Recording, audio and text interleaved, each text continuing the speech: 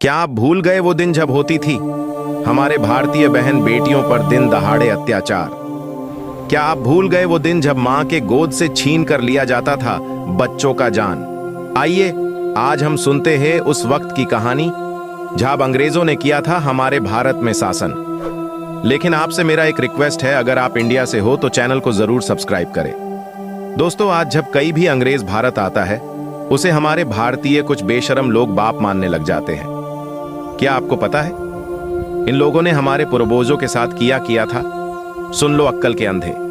सिर्फ 1856 में ही दिल्ली में 30,000 बच्चों, स्त्रियों और पुरुषों की हत्या अंग्रेजों ने कर दी थी। ये है उस वक्त का पेपर, ध्यान से एक बार पढ़ लो। अंग्रेजों की क्रूरता और अत्याचार पर यदि गहन अध्ययन किया जाए तो वर्तमान के ISIS जैसे खूंखार आतंकी संगठन भी क्रूरता के मामले में पीछे रह जाते हैं। कम ही लोग जानते होंगे, फतेहपुर में इमली के पेड़ पर अंग्रेजों ने एक साथ 52 क्रांतिकारियों को फांसी पर लटका दिया गया था।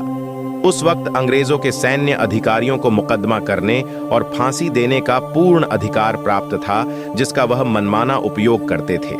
इसीलिए उनका प्रत्येक सैनिक बादशाह की तरह जीवन जीता था। वो सैनिक मासूम गरीब लोग जो आवाज नहीं उठा सकते थे उनका शोषण करते थे। महिलाओं का बलात्कार कर उनके गुप्तांग पर बंदूक की बैरल रखकर फायर कर दिया जाता था। निम्न वर्गीय पुरुषों को सूली पर चढ़ा दिया जाता था तथा बड़े चेहरों या क्रांतिकारियों को सार्वजनिक रूप से फांसी चढ़ाया जाता था ताकि चिंगारी न भड़के और लोगों में डर कायम रहे। कर्नल नील, जो बहुत ही क्रूर अधिकारी हुआ करता था, उसकी पर्सनल डायरी में लिखा था कि ऐसा कोई दिन नहीं गया जब उसने भारतीय महिला को सेक्स के लिए मजबूर न किया हो। उसे बच्चों की चीख पुकार पसंद थी। अर्थात अंग्रेज बच्चों पर भी समान रूप से अत्याचार करते थे।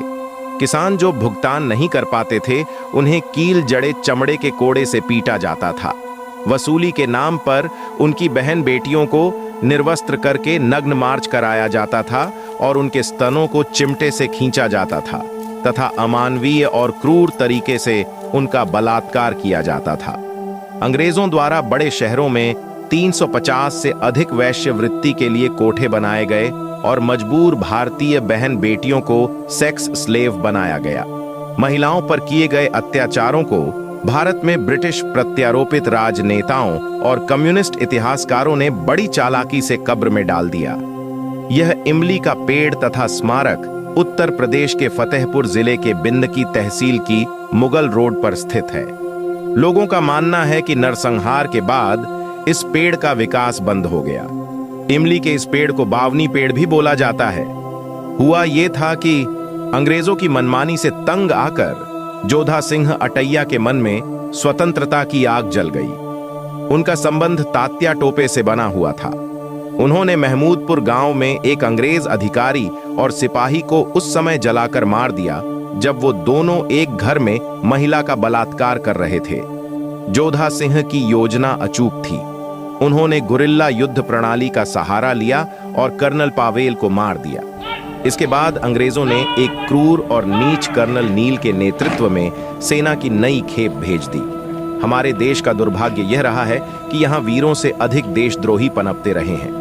28 अप्रैल 1868 जब जोधा सिंह अटैया खजूहा लौट रहे थे तो किसी मुखबिर की सूचना पर अंग्रेजों की घुड़सवार सेना ने उन्हें बीच राह में बंदी बनाकर उनके 51 साथियों के साथ वहीं इमली के पेड़ पर उन्हें फांसी लटका दिया। अंग्रेजों द्वारा मुनादी करा दी गई कि जो कोई भी शव को पेड़ से उतारेगा उसे भी उस पेड़ से लटका दिया जाएगा। जिसके बाद कितने दिनों तक शव पेड़ों से लटकते रहे और चील गिद्ध खाते रहे। लगभग 2 माह पश्चात महाराजा भवानी सिंह ने अपने साथियों के साथ मिलकर शवों को पेड़ से नीचे उतारा और अंतिम संस्कार किया। इस घटना के बाद चिंगारी भड़की तब जनरल वलाक को प्रोवोस्ट मास्टर नियुक्त करना पड़ा। शुरुआती दौर में अंग्रेजों के कृत्य वास्तव में बेहद घिनौने थे। लोगों को डराकर लाखों अमानवीय घटनाओं पर पर्दा डाल दिया जाता था, जिसमें बलात्कार, चोरी और हत्याएं आम थीं। अंग्रेजों के कानून उनकी ताकत थे और भारतीयों की मुसीबत। भारतीय राष्ट्रवाद को दबाने लिए अंग्रेजों ने महाराष्ट्र नागपुर के एक छोटा से कस्बे चिमूर में 100 से अधिक महिलाओं के गहने लूटकर उनका बलात्कार किया। उन्होंने गर्भवती महिलाओं को भी नहीं बख्शा। भारत आने से लेकर तथा आजादी तक अंग्रेजों के अत्याचारों के लाखों किस्से और कड़वी सच्चाइयां हैं जिन्हें एक साथ लिख पाना असंभव है। इन सच्चाइयों को डर और भ्रष्टाचार के नीचे दफन कर दिया जाता था। अंग्रेजों ने भारत के राजा महाराजाओं को भ्रष्ट करके ही भारत को गुलाम बनाया। उसके बाद उन्होंने योजनाबद्ध तरीके से भ्रष्टाचार को अपना प्रभावी हथियार बना लिया। दोस्तों, आप खुद ही बताओ, अंग्रेजों को आदर करने वाले अब के भारतीय को क्या कहना चाहिए। जय हिंद, जय भारत।